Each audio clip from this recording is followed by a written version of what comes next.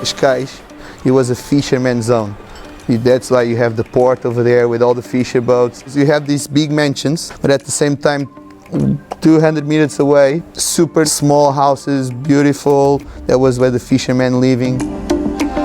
After showing you around Lisbon with its popular and lesser known attractions in the past 2 episodes, I will now introduce you to Cascais, with picturesque sites as well as great spots for surfing, featuring some of my local friends. I want to be able to do a barrel so long that I coming out with a spit and everyone is going to be at the boat in Maldives like cheering for me like, wow!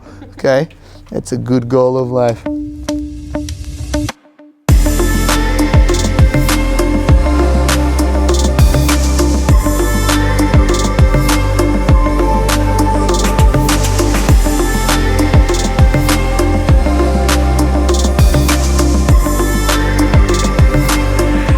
Welcome to Cascais, a city which is located just a 30-minute drive out of the capital, right at the coast, and this will be our base to explore all the sites out of Lisbon.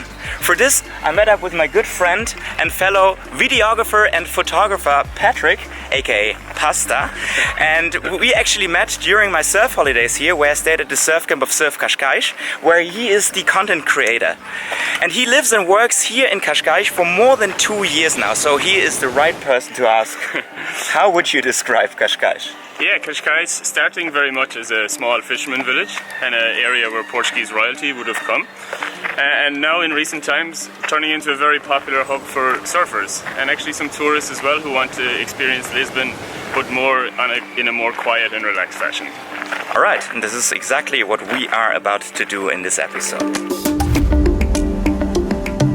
Alright then, let's start off with the city center. As Patrick mentioned, the Portuguese royal family made Cascais their seaside residence every September since the 1870s.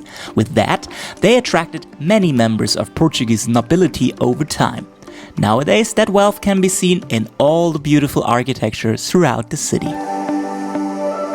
From the Citadel of Cascais, which was built between the 15th and 17th centuries as part of a fortification system to protect Lisbon, we make our way to the Farol de Santa Marta with its picturesque setting. The lighthouse was built in 1868, replacing the fort of Santa Marta, which was considered to be no longer militarily necessary. The lighthouse is also the starting point of a promenade, which stretches over 9 kilometers until it reaches the beach of Guincho. A perfect chance for a long walk, a bike ride, or skating.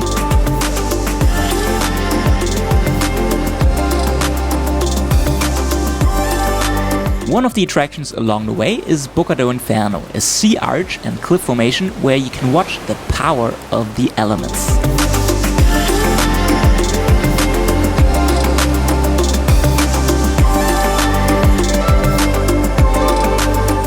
I'm pretty hungry. You're now at the Casa da Guia, and here we are having Acai bowl. Acai. Just what we needed. So good. Casa da Guia is situated on a cliff, right next to the lighthouse Farol da Guia. Our next destination is Guincho Beach, which is famous for surfing. So let me use the chance to introduce you to Bika and surfing in general. My name is Pika. I'm one of the teachers from Surf Cascais, the head coach actually. My job is to make sure every single one that comes to this villa have a lot of fun by surfing.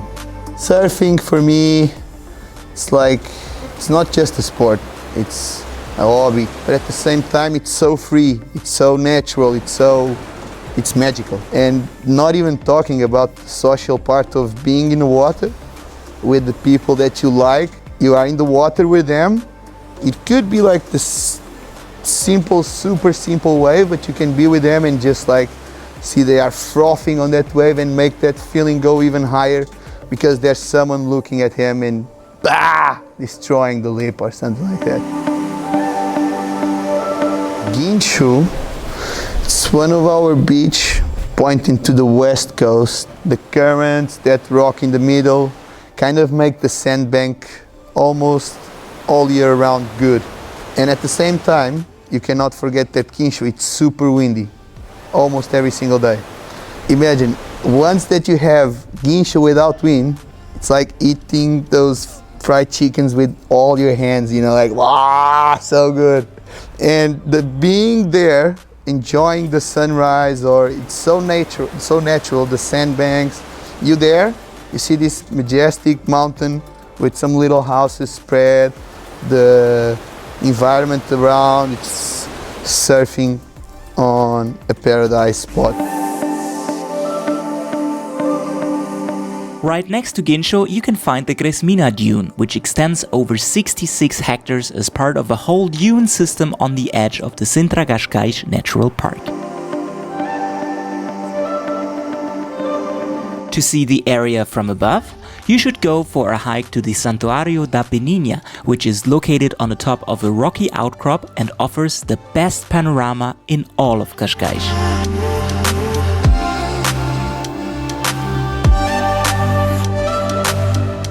Cabo da Roca is just around the corner and one of the more popular sites, as this cape with its lighthouse is not only impressive, it is also the westernmost point of mainland Portugal, and with that of continental Europe and of the Eurasian landmass.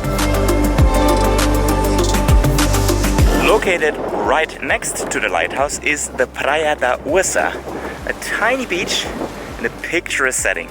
To get to Praia da Ursa, I recommend bringing proper shoes, as you need to follow a partially steep trail for about 45 minutes to access the secluded beach. My recommendation is to come here during the golden hour.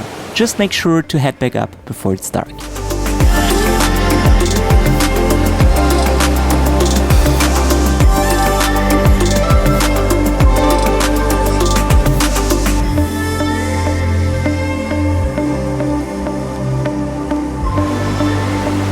Alright, this is it here from Cascais. If you enjoyed this episode, make sure to leave a comment, share with your friends, and subscribe to this channel for new travel videos every week. And of course, also check out the Instagram channel of Pasta. What are you waiting for? What are you waiting for? Come on, guys, let's do it.